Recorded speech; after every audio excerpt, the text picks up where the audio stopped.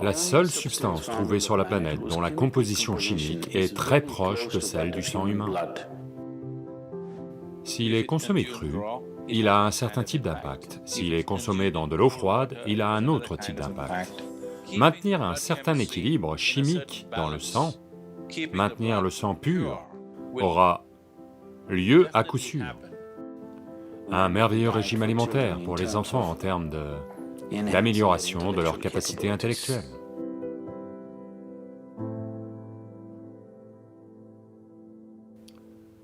Au Karnataka, il y a une certaine tribu appelée Jenu Kurubas. Jenu Kurubas veut dire qu'ils sont bergers du miel. Il y a quelque temps, j'ai eu l'occasion de vivre avec eux un petit moment. Leur régime alimentaire est comme ça.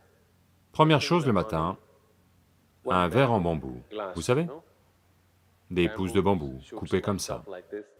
Ça contient environ 3/4 de litre le matin. C'est ça le régime alimentaire. Vous buvez 3/4 de litre de miel le matin, et ensuite vous êtes dans la forêt. En une journée, vous marchez facilement 30 à 40 kilomètres, et vous grimpez à au moins 50 arbres, et redescendez de haut en bas, de haut en bas. Et jusqu'au soir, il n'y a rien d'autre. Pendant que vous récoltez le miel, tout ce qui arrive sur votre main, vous le léchez. Donc en un jour, vous ingérez plus d'1 litre, 1,5 litre de miel.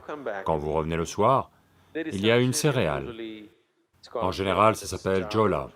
C'est du jowar, ou vous savez, c'est comme du maïs ou du radis ou quelque chose comme ça. Leur régime alimentaire de base est le miel. Et vous buvez ces 3/4 de litre de miel. Et toute la journée, vous êtes extrêmement actif. Mais il n'y a pas de faim, vous êtes simplement enflammé comme ça. Ils vivent de ça. On les appelle les bergers du miel. Leur régime, c'est le miel. Le miel est l'une des meilleures choses que vous puissiez consommer. Stabilité psychologique, bien-être physique, vitalité, toutes ces choses peuvent être grandement améliorées, simplement en consommant quotidiennement du miel.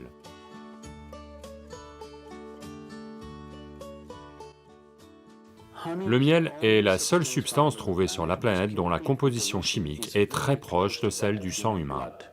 Vous changez quelques petites choses, c'est presque comme du sang. Consommer quotidiennement du miel peut faire beaucoup pour votre santé, en particulier les gens qui ont des problèmes d'excès de mucus. C'est très bon pour votre cœur, c'est bon pour votre cerveau, ça maintient votre mental alerte, et c'est très énergétique. Donc consommer quotidiennement du miel peut faire beaucoup, en particulier si vous avez des enfants en croissance. Ils doivent consommer du miel quotidiennement. Ça contribuera beaucoup au développement de leur intelligence et tout. La courge cireuse aussi, la courge cireuse et le miel, ensemble, feront un régime merveilleux pour les enfants en termes d'amélioration de leur capacité intellectuelle.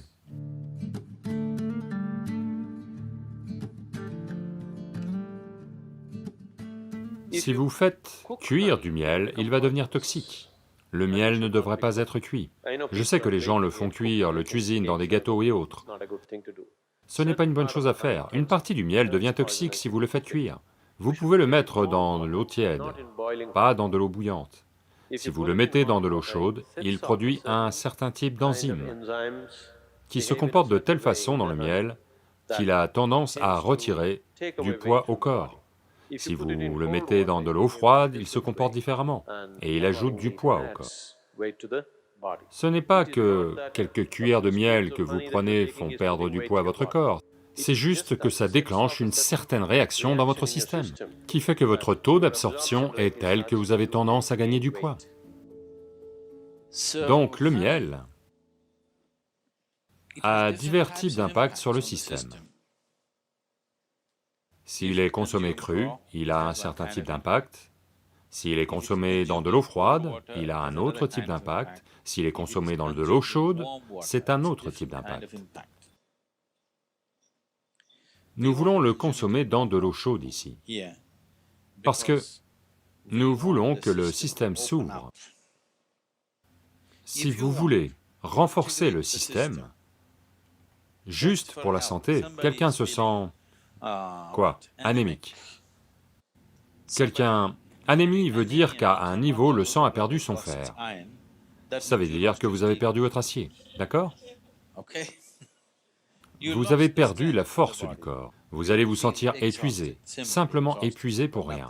Parce que une fois que le fer nécessaire n'est pas là, votre capacité à transporter l'oxygène à travers le corps est moindre. Ce qui veut dire que votre corps, votre cœur, votre cerveau, tout fonctionnera à un niveau plus bas parce que vous n'avez pas assez d'oxygène. Donc, pour s'occuper de ça, l'une des choses simples, c'est de consommer un peu de miel, dans de l'eau tiède, de façon quotidienne. Et vous verrez, lentement, le taux de globules rouges va augmenter. S'il y a plus d'oxygène dans le sang, tout à coup, vous ressentez une explosion d'énergie. Soudain, tout est actif. Le système de rajeunissement du corps est activé. Les cellules mortes sont rapidement remplacées. Le niveau d'inertie que vous ressentez au niveau du corps est bien plus bas. Le niveau d'inertie que vous ressentez au niveau du mental est bien plus bas. Donc consommer du miel va amener un certain équilibre au système circulatoire, ce qui est absolument essentiel pour quelqu'un qui pratique le yoga. Parce que vous poussez le corps de certaines façons. Donc maintenir un certain équilibre de la composition chimique du sang, maintenir le sang pur, aura lieu à coup sûr en consommant régulièrement du miel, et c'est très nécessaire pour quelqu'un qui pratique le yoga. Et le curcuma aussi fait des choses similaires, il purifie le sang et il apporte une certaine translucidité à vos énergies. Le curcuma est une substance qui agit non seulement sur la physiologie, mais aussi sur le système énergétique, et c'est vrai aussi pour le miel. Il a également un impact sur votre système énergétique. Le miel vous rend plus vibrant. Le curcuma a tendance à vous calmer et à vous apaiser. Le matin, vous prenez un peu de miel, de nîmes et de curcuma. Donc consommer du nîmes et du curcuma avec de l'eau et du miel légèrement mélangés, ça doit être très léger. De l'eau et du miel légèrement mélangés, ensemble, est une façon merveilleuse de nettoyer le système, de dilater le système, pour qu'au moment où vous faites votre sadhana, d'une part cela assouplit les muscles, d'autre part, comme la dilatation assouplit les muscles, cette souplesse, en conséquence, devient un moyen de progressivement faire du système une possibilité plus puissante. Si vous voulez amener un nouveau niveau de souplesse, une chose c'est que beaucoup de toxicité doit partir du système. Si vous passez simplement à un régime à l'eau ou à l'eau plus miel qui vous donnera suffisamment d'énergie, si vous n'êtes pas déjà très maigre, si vous pouvez vous permettre de perdre un peu de poids, si vous mettez du miel, vous n'allez pas perdre de poids. Si vous ajoutez suffisamment de miel ou si vous prenez des cuillères de miel, vous n'allez pas perdre de poids.